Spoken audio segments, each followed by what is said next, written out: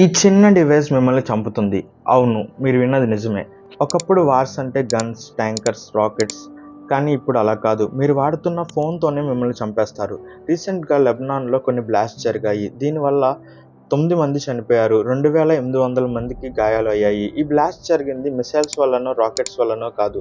ఇదంతా జరిగింది పేజెస్ అనే ఈ చిన్న డివైస్ వల్ల. పేజెస్ అంటే మీరు 'పుష్ప' మూవీలో ఆల్రెడీ చూసే ఉంటారు. 'పుష్పకి డేంజర్' అని కేశవ ఒక మెసేజ్ పెడతారు.